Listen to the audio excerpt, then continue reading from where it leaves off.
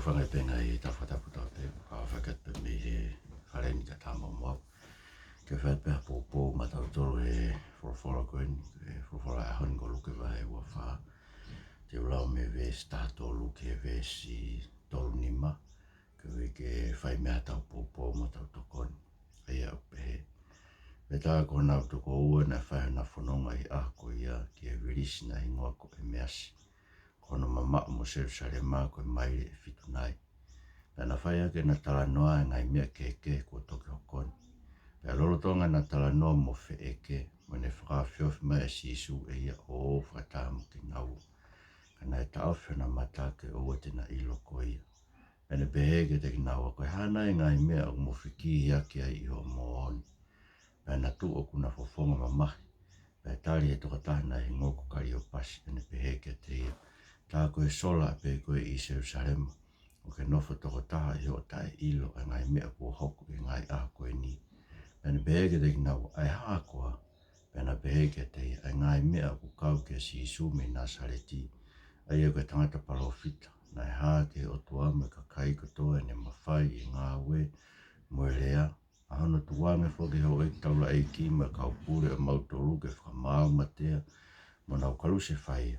Ka koke mautolu na mau whalala tu. Ko e nia o hapa ke ho ia Isleri.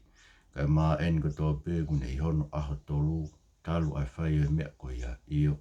Ka e whakarere mo ui ke te mautolu e hani ihi o mau kauwhiwhine. Ai e nā nau uhu ke whanua loto.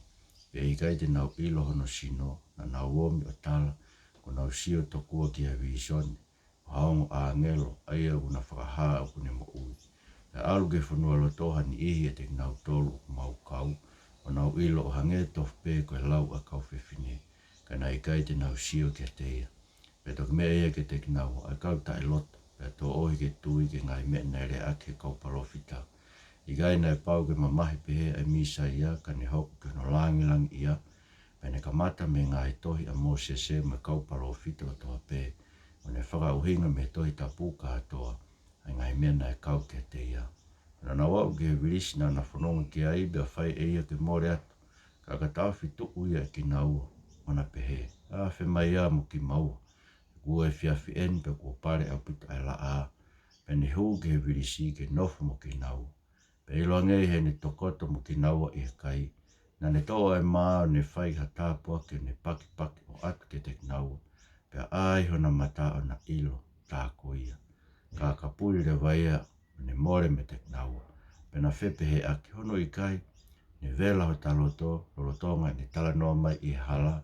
Mo ne vete ke te ki taua ai tohi tapu. Pe na tua ke I hoa pe ko ia. O na whoki Jerusalema. Pe e nā u, tā kua whataha taha e kau hongo furu mātaha. Mo ki nau tolu na nau kau. Pe nau pehe mai. Kua toi tuu mo oni ai e ki pe kua haa ke Simon. Pe whakamatala mo ki naua ai mea nai hoku I hala. Pe mohono I loa e ki naua I he pakpaki o e maa. O whaam ke tō whamama whaheni he vesi koe o pehe. Ilo ange he na tokoto mo ki naua I he kai. Na ne tō ai maa o ne whaia tāpuaki o ne pakpaki o atu ke te naua. Pe ai hona mata o na ilo tāko ia. Ka kapuri le vaia o ne more me te naua. Ia, ono mo ni o ka pauna e kai ke hanga e he ki o whaka ai mata e onga tangatani. I he nau tokoto ke kai e maa, he pakpak I he eiki e maa. Ne kai pe ilo e onga tangatani ia. Koe eiki toi tu ueni na whanonga mo ia. Pe koe ko behe, koe mea mau inga ke te tau tolu. E anga whewhe ha tau ilo e eiki toi tu u. Pe lawa ke tau wa usia ai mahino koe na e mau. E mua kau kristiane, kau apostolo, na moe ongo tangata koe ni. E mua ki siasi whaka kristiane e whakafo ai ne tupu ai. Ai siasi pia tupu ai hono fatu. O e tohi koe I loa ke te tau tolu koe whakafo o tau lau mea. Ne hanga whewhe. O wanga o hanga o whakutuat ke te mau tolu. Koe mea te whito. A hono hanga e ki o whaka āki nau. I he nau kei nanga mo eiki. Koe nau kei nanga mo eiki. Ain he pakpaki o fwoi maa. Peko ngoi nai hoko e pakipaki o e maa. Koe taha o e o wau mahu inga au pita mo aksiasi. Tanoa ngai wahe ua ves wha ua. Koe ngai o wau ia na kamata ake mo aksiasi. na nau tokanga mo ki toko tolu afe koe na ului na nau nofo ki whai ako ka apostolo pe ka ingata ika koe whakakautaha mai pakpaki o maa. Tara noa ngai vai ua noa ves fitu koe alat koe Paula ke ki kolgo koe te ape pepe koe taluasi.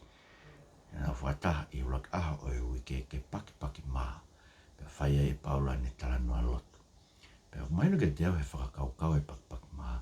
Mau inga ia o i keinanga mo eiki.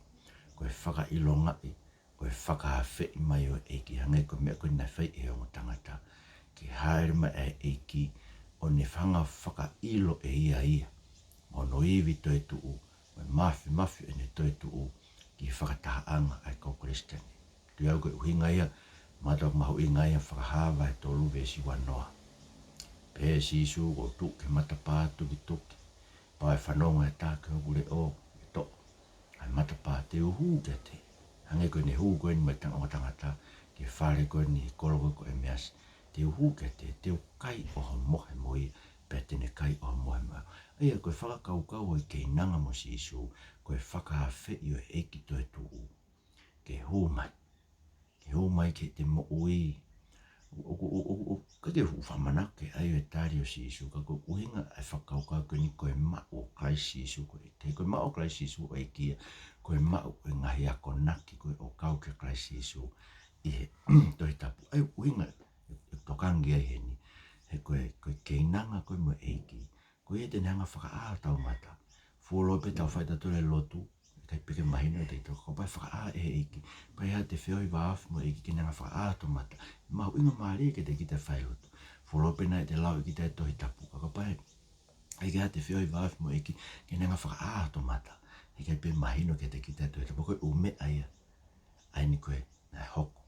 I api koe ni. Ai na hanga i e eiki o whaka ilo ia. Ke heo tangata koe ni. Musio ka ngai mena e hoko.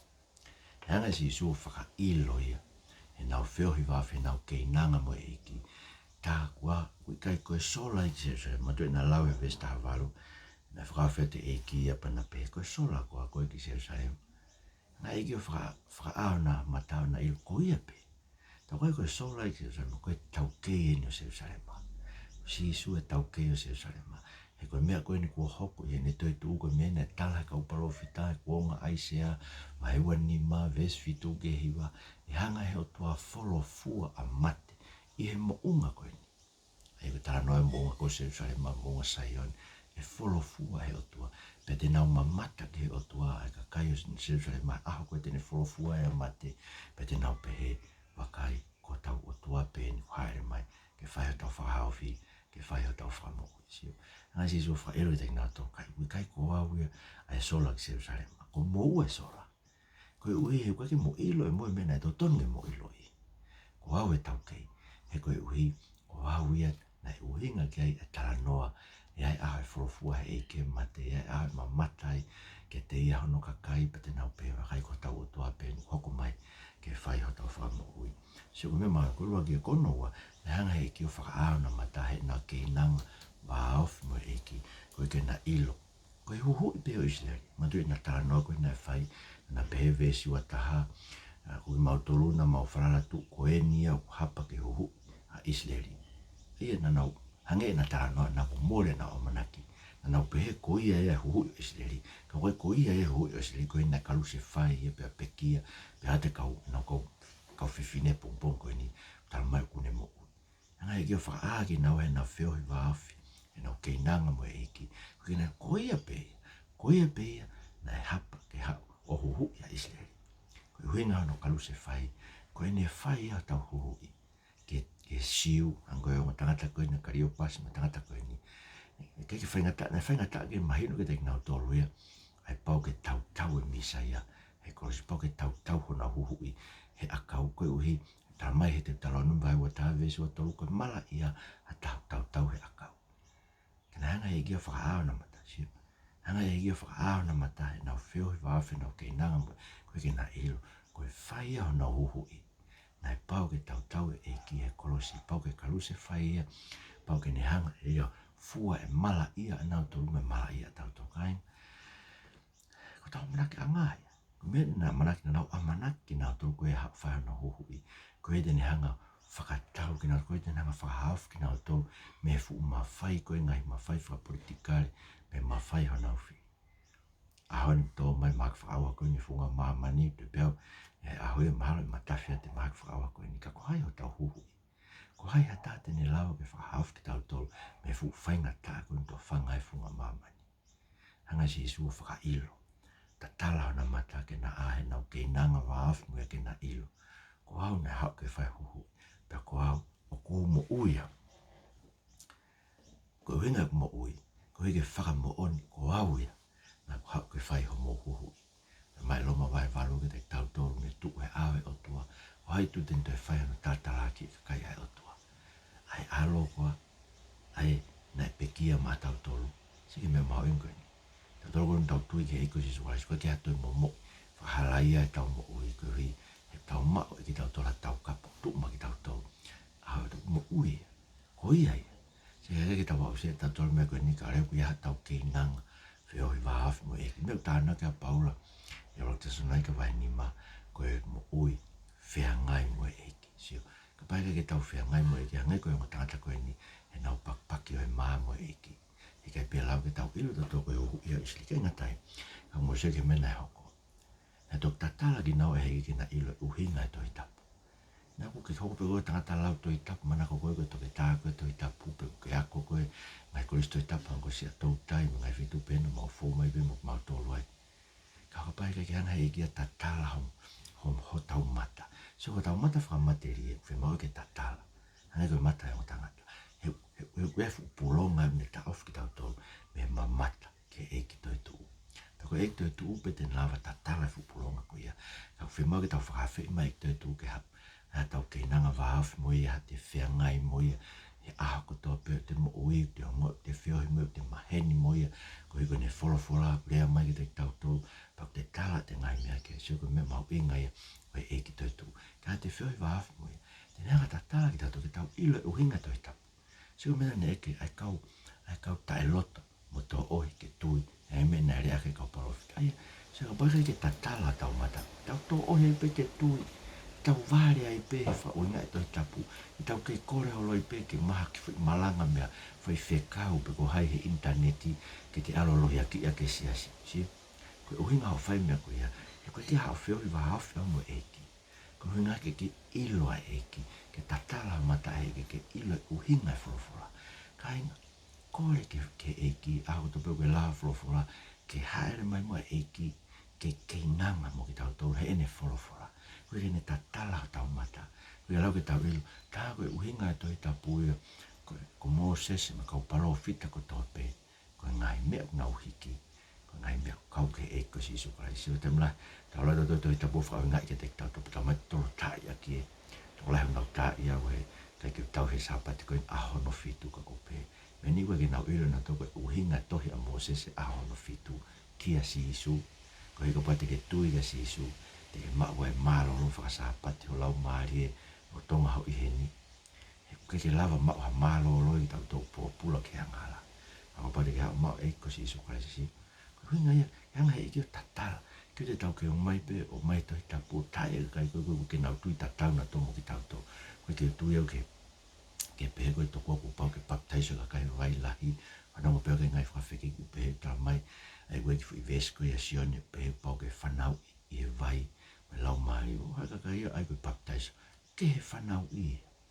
Ka tāno e whanau i e, koe me e whai ke te tau tō e he otu. Hange pe ko tau whanau i koe me tau ngai whai. Si o koe koe baptaiso koe mea whae tangata ke te koe. Ta anua e whanau ia se mai tolbes ni ma, koe mea whae he o tua ke te koe, he ne hanga to, ta tala ho mata whakamaterie, ka ke lava, ke mamata ton, ke uhinga toi tapu. Koe koe uhinga ke whatonu hea ke toka te rini ho siasi. Uhinga toi tapu ia. Ngai mena hike Moses mkau palofita, mkau apostolo koe ni whakafu. Koe nga ka sisu, koe ke tau tui ka sisu. Ke tau tui kia na e pau, na e pau, suka whi mea na e pau, ke tomu a mo ua mamahi pehe. Ka hano inga na pau ke tomu a mamahi pehe. Koe koe tau ngahi anga halai. Ha po ke haere mai e misa ya to mo ma ua mama pe ko be tano ka ese ni matolo po ke hiri fak ke te ia o tau te merino po ke hiri fak ke te ia tau ngai ia po ke ne fua e to tako ia ai ngai mafasia anga tau ngai whenga tai anga o tau ngai mahak ia pe ko tau sio ke misa ia ka te vita po ko te vita ko whakatai pe misa ia whakamutua na po ke mo ua mama na pau ke fou ia ngai tau lahi mau ke tau e me tau e wanima pe fia ni mo ui na pau ke hola i mea saula si mo ua mamai kai to i hoko ke ono langi langi whakaukau ke si o sefa ispite na pau ke mo ua mamai pe koe tau ia fia me me tau e ngofu maavalu me me tau e wanoa ene mo ua mamai kai to i hoko ke ono langi langi ia whakaukau ke si ope si koe kau maa yoni koe tau pe kau parofita pau ke nau mo ua mamai ko tope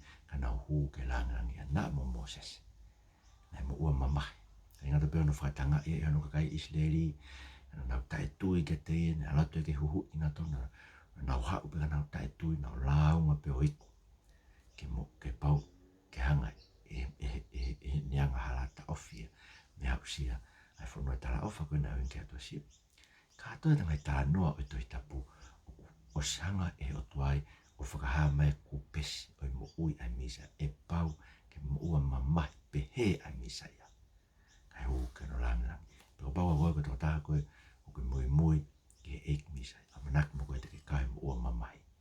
Koe ko ngai whakatanga pe koe ni ai kwhai ke te tatolo e sia si koe ngai whakatanga pe kwhai mamani. Na mai ngai mahaki whakaririfu, ngai mahaki koe, ngai kanisa, ngai mahaki hoke korona vailasi. Kau pe mui.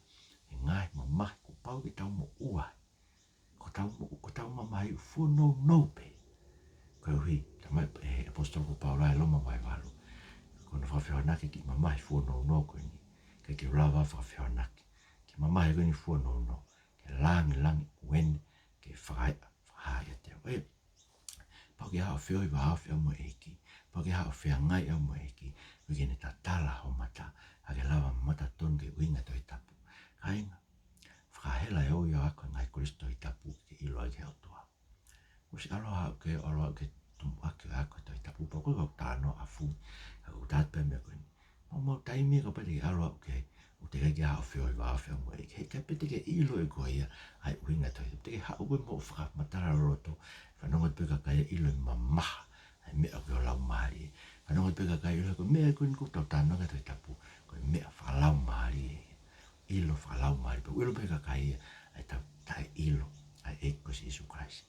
Tau to whakamatala fui whakakau whakatamai, rat pia whonu hea tamai kakai, koe kene lawe e ai nau mo. Whimau ki hao whio, ma hafu mo eki, whakawhi eki ki hao keinanga mo koe, pa ke keinanga koe mo eki, koe kene toko ho matata mo koe, a ke lawa mamata ki huinga to tonu, me toi tapu whakau si rewa, whakakau, koe toi whi mea heua, koe mea no hoko, mea no whaen, so ke mea mahu inga, na toke hanga lewa aho na mata, pa na toke hongo i lewa, na maa whana o na loto, no vete ke te kinawa e eki e ne whorofora. Sige, pake ke anga e kia whaka ātau mata, e tau maa whana ki tau tolu ia. Ki tau ngoi e tau tole maa whana ko tau ngoi, i e lau e whorofora. Ke maa fia koe e lau e whorofora. Kain ka poko lau whorofora whaingataka. Koe te ke ngoi fia ko lau whorofora. Kore ke eki, ke hou mai mua ke mo whiohi wahafi. Koe ke nanga ta tala e whupulonga i au mata. Ka ke maa o e fia ka ke ngoi maa whana. Koe ko mawhana, koe ko tau lai whorofora tau ilo lahi anga ke eko si Isu Christ. Āsiria tau tui pitai ke te me tau ofa ke te ia. Koe na pekia mamahe kolosi. Koe tau tau powhasi rea whatongai. Na toi whakafoki ki naua i e maire e fitu. Na toi foki ki siu samsio. Koe na ilo i ka si Isu. Me whakaoma e misiona e siasi. Ia ke tau loto ke tau tolu e talake kosperi. Ka reo pe koe a te whio i wāwhi, ka reo pe te ilo i e ekto e tu, ka tala e ekto e tu, ke te ilo. Koe ekto e tu uenu te whio i mo ia. Pe hanga he mea koe whakai via ki tano ke a Paula Kloss vai roki, Kloss vai ua vesi ua, ke wivia tau ngau i loto. A ke ia ki tau tolu tau maranga ai kosperi. Tau mua tua, ke nanga tāpe kina mo loto, a ke ne whorofora tamai mo loto kore ke te koe. Hu mai mua, pa whawhi koe ke hu mai mua ke tau whio i wāwhi mo koe. Koe hui ke mau lawa i loi moni koe ko mau ek mo whamu ui. Pe mau tui piki tai pe mau ilo ko koe a ek toi tu u. Pe pe mau tui ko koe mau hui. Mau ila e uhinga mo onia to ita mau e maa whanai pe whakai via i mau toke misiona o e talaki hongo hongo ho toi tu ki ka kai ko tau pe o mahamani. Tari mo e mau lotu e Jesus Christ ko alko mo whamu hui. Amen. Marabito mo mea mai, mo mea hatu a whatu.